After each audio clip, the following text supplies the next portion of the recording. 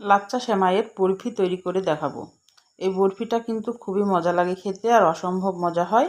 এই বরফিটা এটা কিন্তু ছোট বড় সবাই পছন্দ করবে। আর এটা কিন্তু এয়ার কন্টেনারে ধুয়ে কিন্তু 2 মাস অনায়াসে খাওয়া যাবে। এটা বাইরে থেকে কিন্তু 1 মাস ভালো থাকবে, তারপরে নর্মাল ফ্রিজে কিন্তু আরও দিন মানে ভালো থাকবে। এটা কিন্তু তৈরি করে যদি থোয়া যায় তাহলে কিন্তু এটা নাস্তার জন্য কিন্তু ভালো একটা খাবার। আসসালামু আলাইকুম, হ্যালো বন্ধুরা, তোমরা কেমন আছো? আশা করি তোমরা ভালো আছো। আমি আলহামদুলিল্লাহ ভালো আছি। আমার শখের কিচেনে তোমাদের সবাইকে স্বাগতম। প্রতিদিনের মতো আবার একটি রেসিপি নিয়ে এসেছি। লাচ্চা সেমাইয়ের বরফি তৈরি করে দেখাবো। আমি এখানে কিছু বাদাম নিয়েছি, এটা স্বাদ বাড়ানোর জন্য। বাদাম না দিলেও কিন্তু চলে। ঘি নিয়েছি, আর লাচ্চা সেমাই নিয়েছি, আর চিনি নিয়েছি, আর এখানে গুঁড়া দুধ নিয়েছি। আমার কি কি লাগবে তোমাদের এটা দেখাই দিলাম। এবার আমি কড়াইয়ে চলে যাব।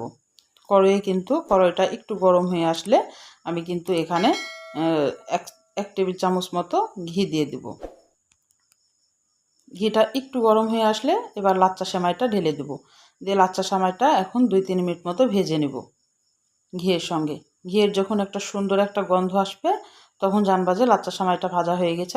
আর লাচ্চা সেমাইটা একটু লাল লাল করে ভেজে নিতে হবে, তাহলে কিন্তু লাচ্চা সেমাইটা একদম মচমচে হবে। এটা 2-3 মিনিট মতো কিন্তু একটু ভেজে নিতে হবে। আর ভাজার টাইমে কিন্তু অবশ্যই লো আঁচে রাখতে হবে, দিয়ে কিন্তু এটা ভেজে নিতে হবে। দিয়ে এবার বাদামগুলা দিয়ে দিচ্ছি। বাদাম কিন্তু না দিলেও চলে, বাদামটা কিন্তু স্বাদ বাড়ানোর জন্য দিচ্ছি। আর এই বরফিতে কিন্তু বাদামটা দিলে আরও খেতে কিন্তু বেশি মজা লাগে। আর এখানে গুঁড়া দুধটা দিলাম, এই গুঁড়া দুধটাও কিন্তু স্বাদ বাড়ানোর জন্য। এটাও যদি না দেওয়া যায়, শুধু কিন্তু সেমাই দিয়েও কিন্তু বরফিটা তৈরি করা যায়।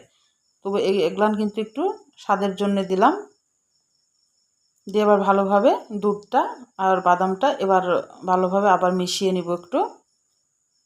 মেশানো হয়ে গেলে এই পর্যায়ে চিনি দিয়ে দেব। আর এখানে চিনির মাপটা কিভাবে বুঝবা? এখানে যদি 1 কাপ মতো যদি সেমাই মেপে নাও তাহলে 1/2 কাপ চিনি দিবা, তাহলে কিন্তু পারফেক্ট একটা মিষ্টির ব্যালেন্স আসবে।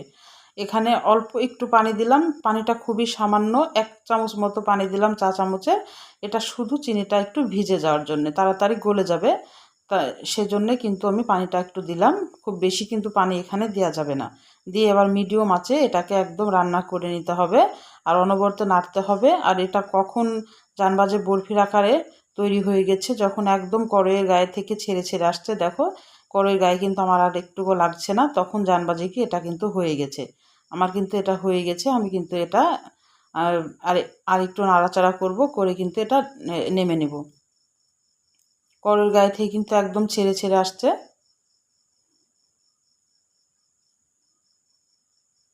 এবার কিন্তু আমি নেমে নিব এটা। এটা প্লেটে ঢেলে নিচ্ছি। ঢেলে কিন্তু এটা সুন্দরভাবে শেপটা দিয়ে দিতে হবে। চামচের ইয়া দিয়েও দেওয়া যাবে, বা এটা একটু যেহেতু গরম চামচ দিয়ে এটা করা ভালো হবে। দিয়ে এইভাবে কিন্তু একটু শেপটা ভালোভাবে একটু বসায় দিতে হবে। এটা কিন্তু সাথে সাথে করতে হবে। তাহলে আমার রান্নার যদি কোনো অংশই তোমাদের ভালো লাগে, প্লিজ আমার চ্যানেলটাকে সাবস্ক্রাইব করে দিও, একটা লাইক দিয়ে রান্নাটা দেখা শুরু করো, ছোট্ট একটা কমেন্ট করে জানাও আমার রান্নাগুলো কেমন লাগে।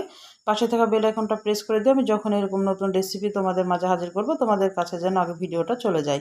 তোমাদের একটা লাইক একটা কমেন্ট কিন্তু আমাকে অনেক উৎসাহ করে।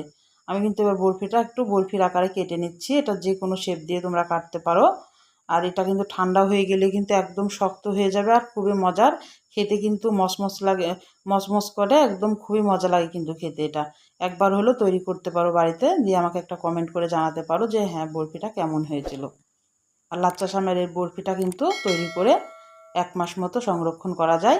আর এটা কিন্তু নর্মাল ফ্রিজে রেখে কিন্তু অনেক দিন পর্যন্ত খাওয়া যায়। আর বাইরে কিন্তু 1 মাস মতোই থাকবে এটা। এটা ভালোভাবে এয়ার কন্টেনারে যদি রাখা যায় তাহলে কিন্তু ভালোভাবে এটা কিন্তু থাকবে। আর আর এটা যখন ঠান্ডা হয়ে যাবে একদম মচমচে, উপরটাও মচমচে ভিতরটাও খুবই মজার। এটা কিন্তু একদম সন্দেশের মতো কিন্তু লাগে খেতে। আমি তোমাদের একটু ভেঙে দেখাচ্ছি, যদিও এখনও গরম আছে। আমি তোমাদের একটু ভেঙে দেখাচ্ছি, তবুও দেখো কি সুন্দর ভাঙ্গা হয়ে যাচ্ছে। একদম খুবই মজার একটা রেসিপি, একবার হলো তৈরি করবা, করে আমাকে একটা কমেন্ট করে জানাবা। তাহলে আজকের মতো বিদায় নিচ্ছি। তোমরা সুস্থ থাকবা, ভালো থাকবা, আল্লাহ হাফেজ।